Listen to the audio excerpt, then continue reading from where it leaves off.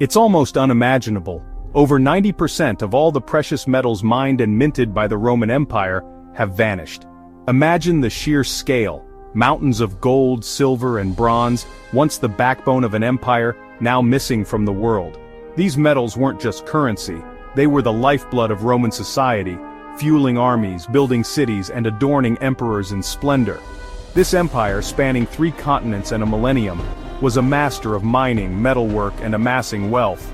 From the windswept hills of Britannia to the deserts of Egypt, Rome's reach was vast and its appetite for riches insatiable. The empire's engineers and miners extracted unimaginable quantities of ore, transforming raw earth into coins, jewelry, and monumental works of art. The gold, silver, and bronze they shaped into coins, jewelry, and statues, gone, swallowed by time, conflict, and the earth itself. Wars, invasions, and centuries of looting scattered Rome's fortune to the winds. Some treasures were melted down, others buried for safekeeping and forgotten, and many simply lost in the chaos of history. We're not talking about a few lost artifacts. This is a continental-scale disappearing act. Imagine entire shiploads of gold vanishing beneath the waves, or hordes of coins hidden in the walls of crumbling villas, never to be seen again.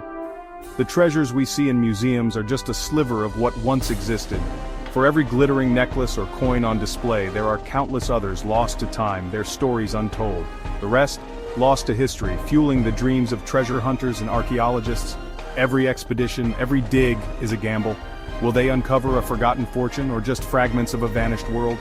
Each missing piece is a clue, a link to epic stories of ambition, power, and downfall. Every artifact recovered is a window into the lives of emperors, soldiers, and citizens who shaped history. The search for these treasures transforms history into a living mystery. It's a puzzle that spans continents and centuries, with new discoveries rewriting what we know about Rome's rise and fall. Roman wealth is scattered across Europe, North Africa, and the Middle East, hidden in tombs, buried under battlefields, or resting on the seabed. Some treasures may never be found, lying deep beneath modern cities or lost in remote wilderness. For every artifact we find, thousands more remain concealed, waiting to be rediscovered. Each new find sparks fresh questions. How did it get there? Who owned it? And what secrets does it hold? This is the greatest treasure hunt in history, and it's far from over. The allure of Rome's lost fortune continues to inspire adventurers, scholars, and dreamers alike. The lost fortune of Rome is a ghost treasury still calling out to those who seek it. Somewhere beneath layers of earth and centuries of silence, the echoes of Rome's wealth are waiting to be heard once more. Roman treasure was more than just gold. Sure, they loved their bling, but value ran deeper, into craftsmanship, symbolism, and story. A simple bronze eagle could mean more than a sack of gold, representing the soul of a legion. Coins were propaganda, spreading the emperor's image and victories across the empire. Artistry and message made objects priceless, not just their materials. Religious artifacts and temple offerings held sacred power, not just monetary worth. Looted treasures like those from Jerusalem were symbols of conquest and divine favor. Roman treasures could be jewelry, pay hoards, or sacred relics, each a blend of material, skill, and meaning. These objects are storytellers, giving us a direct link to the people and events that shaped history. That's what makes Roman treasure endlessly fascinating. The sack of Rome in 410 AD by the Visigoths was a turning point. For 3 days the city was plundered, statues melted, coins hauled away, heirlooms lost. Centuries of accumulated wealth vanished almost overnight. The treasures taken were scattered, lost, or melted down as the Goths moved on. But the devastation didn't end there. In 455 AD, the Vandals arrived, stripping Rome of its remaining riches, including sacred artifacts from Jerusalem. These sacks were violent redistributions of wealth, shattering Rome's fortune into countless scattered pieces. Some treasures were buried by citizens who never returned, others were repurposed or lost forever. These cataclysms created the legends of lost Roman treasure that still captivate us. The fall of Rome wasn't just political, it was the greatest dispersal of wealth in history, and it left behind 1,000,000 mysteries. Few lost treasures are as legendary or as shrouded in mystery as the menorah from Jerusalem's Second Temple. This sacred candelabrum, once the heart of Jewish worship, has inspired awe and longing for centuries. In 70 AD, after the Romans destroyed the Second Temple, the menorah was seized by Titus. It was triumphantly paraded through the streets of Rome, immortalized on the Arch of Titus, and displayed as a dazzling symbol of Roman conquest and power. But the menorah's journey didn't end there. Centuries later, when the Vandals sacked Rome, they looted its treasures, including the menorah, and carried them across the Mediterranean to Carthage in North Africa. When the Byzantine Empire conquered Carthage, the menorah was again seized and transported to the imperial city of Constantinople, a place of splendor and intrigue at the crossroads of East and West. According to legend, a wise Jewish sage warned the Byzantine emperor that the sacred treasures brought misfortune to every city that possessed them, casting a shadow of doom over their new home. Alarmed by the warning, the emperor is said to have ordered the treasures, including the menorah, to be sent back to Jerusalem, hoping to break the cycle of calamity. After this, the menorah vanishes from the historical record. Its trail grows cold, leaving behind only tantalizing hints and unanswered questions. Was it hidden away before the Persian invasion? Was it destroyed in the chaos of war, or spirited into secret chambers beneath Jerusalem's ancient stones? Or could the menorah still lie buried somewhere in Jerusalem, waiting to be rediscovered by future generations of archaeologists and dreamers? The menorah's incredible journey, from Jerusalem to Rome, Carthage, and Constantinople, spans empires and centuries, weaving a saga of conquest, faith, and enduring mystery that continues to captivate the world. Its fate remains one of history's greatest unanswered questions, a puzzle that has fascinated historians, archaeologists, and treasure hunters alike. The story of the menorah blurs the line between legend and reality, reminding us that some mysteries endure through the ages, and so the search continues, fueled by hope, curiosity, and the enduring allure of the past. Not all Roman treasures were gold. Some were feats of engineering, like Caligula's Nemi ships. These floating palaces, built for luxury and worship, sank into Lake Nemi and became legend. For centuries, their remains teased locals and explorers.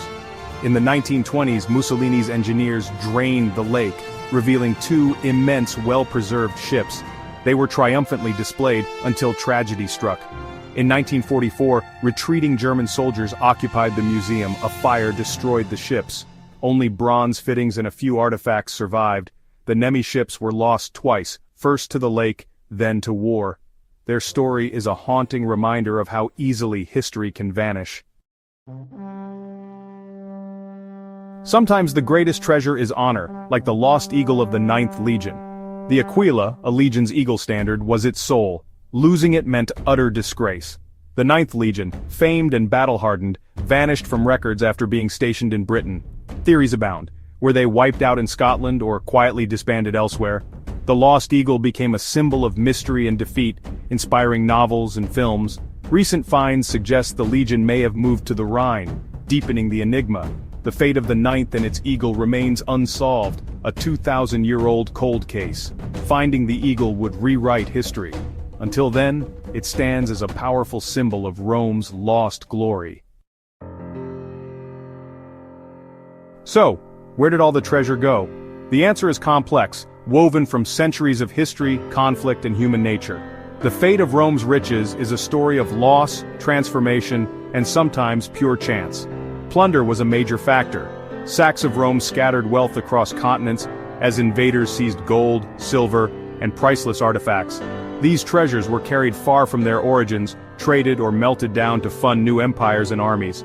Much of it was melted down for bullion. Precious metals were recycled, transformed into coins, jewelry, or even religious icons for new rulers. The original forms, statues, vessels, and art were often lost forever in the process. This erasing of countless works of art meant that entire chapters of Roman creativity vanished, leaving only fragments behind for us to find. Hiding was another cause. People buried valuables in times of crisis, hoping to return for them when danger passed.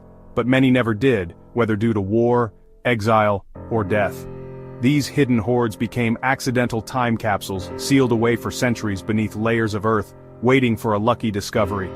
Nature played its part too. Shipwrecks in the Mediterranean preserved cargoes of coins and goods, locking them away beneath the waves. Storms, earthquakes, and fires all contributed to the loss and burial of Roman wealth. Every year, new wrecks and digs reveal snapshots of Roman life, frozen in disaster.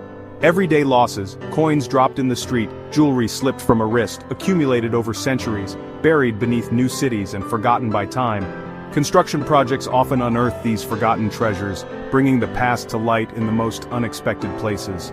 The lost wealth of Rome isn't in one place, it's scattered in a million locations, hidden in fields, rivers, ruins, and beneath modern cities. From the seabed to city streets, every layer of earth and water holds a piece of the story. Each discovery is a piece of the puzzle. The search is ongoing, and with every find we get a little closer to understanding the true fate of Rome's lost riches. The story is far from finished. As long as there are mysteries beneath our feet, the lost treasures of Rome will continue to inspire wonder and adventure. The hunt for treasure isn't just ancient history, it's happening now. In 2009, a metal detectorist in England found the Staffordshire hoard, over 3,500 Anglo-Saxon gold and silver items. Though not Roman, the hoard's craftsmanship and wealth echo Rome's lingering influence. It was likely buried in crisis, never retrieved, a story familiar from Roman times. In 2018, archaeologists in Como, Italy, uncovered a jar packed with 300 pristine Roman gold coins. Hidden during the empire's collapse, these coins offer a snapshot of a world in turmoil. Such finds are more than treasure, they're data, revealing how people lived, feared, and hoped. Technology like metal detectors and ground-penetrating radar is rewriting history. The ground beneath us is a vast archive still yielding its secrets. The age of discovery is far from over. Why does the search for Roman treasure still captivate us? Because holding a Roman coin is like shaking hands with history. These objects collapse time, connecting us to legionaries, merchants, and emperors. The hunt is a grand mystery. Epic stories, tantalizing clues, and the thrill of discovery. Every find, big or small, could change what we know about the past. The search is part adventure, part detective work, and all about wonder. It's not just about gold, it's about knowledge, connection, and the stories that shape us. Each artifact adds a word to the story of Rome and our own world. The Romans built the foundations of our civilization. Their treasures are their legacy. The search continues because the greatest stories are still waiting to be found.